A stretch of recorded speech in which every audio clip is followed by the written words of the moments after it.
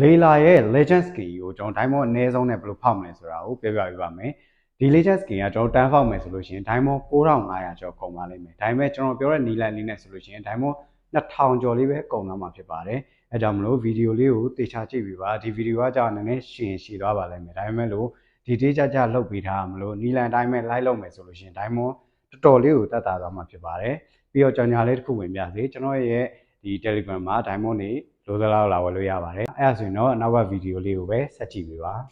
event စလာတဲ့ရက်နိုဝင်ဘာလ9ရက်နေ့မှာကျွန်တော်က diamond 130ဖြစ်ပါမယ်ဘာလို့လဲဆိုတော့ diamond 100ဖြစ်မယ်ဆိုရင်ကျွန်တော်က free ticket တကယ်ရပါတယ်ကျွန်တော်တို့က1ရက်100စီ diamond recharge ဖြစ်ပေးရမှာဖြစ်ပါတယ်အဲ့ဒါက10ရက်တိတိဖြစ်ပေးရမှာဖြစ်ပါတယ်ဒါဆိုလို့ရှိရင်တော့ free ticket 6ကတ်ရသွားမှာဖြစ်ပါတယ်အဲ့ဒါဆိုရင်ကျွန်တော်အပေါ်ဇာတ်လေးပြန်ကြည့်ရအောင်ကျွန်တော်ဒီ100ထည့်လိုက်တော့ free ticket တကတ်ရတယ်အဲ့ဒါလဲမယ်ပြီးရင်ဒီမီကာdraw ပေါင်တွေဆွဲတဲ့ကနေ diamond 10ရဲ့49ရဲ့သုံးပြီးတော့မှကျွန်တော်က draw ticket လေး2ကတ်ဝယ်မှာဖြစ်ပါတယ်အဲ့ဒီ2ကတ်လေးလဲလိုက်မယ်ဆိုရင်တော့ကျွန်တော်က3ချိန်ပြီးသွားပါပြီပြီးရင်တော့ daily draw နဲ့တစ်ချိန်ထပ်လဲပါမယ်ဒါဆိုရင်တော့ကျွန်တော်နိုဝင်ဘာလ9ရက်နေ့မှာ4ချိန်ပြီးသွားပြီဖြစ်ပါတယ်နိုဝင်ဘာလ6ရက်နေ့မှာလည်းကျွန်တော် diamond 130ဖြည့်ပါမယ်ဒါဆိုရင် free ticket တကတ်ရမယ်ပြီးရင် daily draw နဲ့တစ်ချိန်လဲမယ်ဒါဆိုရင်နိုဝင်ဘာလ6ရက်နေ့မှာနောက်ထပ်2ချိန်ပြီးပါတယ်စုပေါင်း6ချိန်ပြီးသွားပါလိမ့်မယ်နိုဝင်ဘာလ9ရက်နေ့မှာတော့ phase 1လာပါပြီ phase 1လာရဆိုရင်ကျွန်တော် diamond 1000 recharge အတွက်1130 diamond ဖြည့်မှာဖြစ်ပါတယ် diamond 1000ဖြည့်လိုက်ခြင်းအပြင်ကျွန်တော်တို့က promo diamond 800ရသွားမှာဖြစ်ပါတယ်ပြီးရင်တော့800ကျွန်တော်စုခဲ့တဲ့ promo diamond ကလည်း800လောက်ရှိရမလို့ promo diamond 1600လောက်ရသွားပါလိမ့်မယ်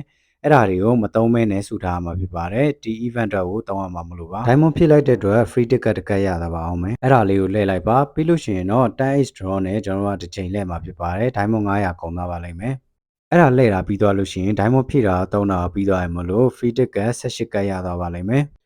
အဲ့ဒါပါတစ်ခါလေးလှည့်ရမှာဖြစ်ပါတယ်ပြီးရင်တော့ daily draw နဲ့နောက်ထပ်တစ်ချိန်လှည့်ပေးရမှာဖြစ်ပါတယ်ဒါဆိုရင်တော့ phase 1မှာလည်းကျွန်တော်တို့ကအချိန်36ချိန်တီတီပြီးသွားပြီပဲဖြစ်ပါတယ်နိုဝင်ဘာလ10ရက်နေ့မှာတော့ daily draw နဲ့တစ်ချိန်လှည့်ရမှာဖြစ်ပါတယ်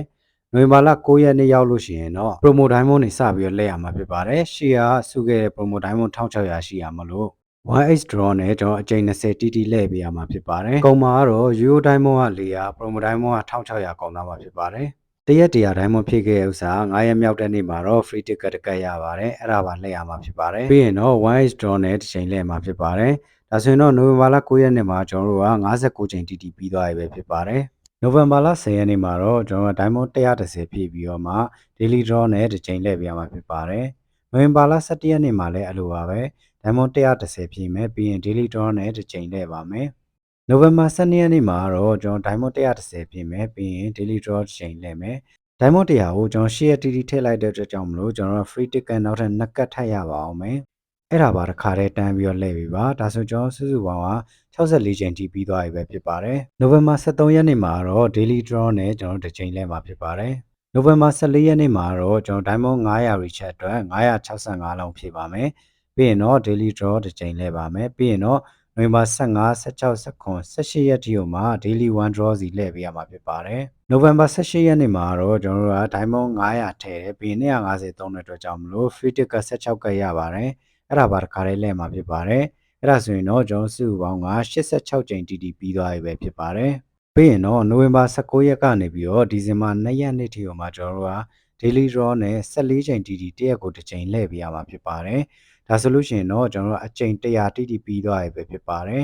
အချိန်100ဆိုလို့ရှိရင်တော့လီလာရဲ့ legend skin ကလုံးဝရနေပြီးသားဖြစ်ပါပြီတကယ်လို့မရသေးဘူးဆိုရင်တော့နည်းနည်းပါးပါးပဲလိုပါလိမ့်မယ်အဲ့ဒီတော့ကြောင့်မလို့ကျွန်တော်ရဲ့လက်ကျန်က diamond 666တုံးလောက်ရှိသေးရမလို့ ACC ရနိုင်ပါတယ်နောက်ထပ် skin တွေကောင်းစင်းတွေသိချင်နေဆိုရင်တော့ကျွန်တော်ရဲ့ channel လေးကို subscribe လုပ်ခဲ့ပေးကြပါဦး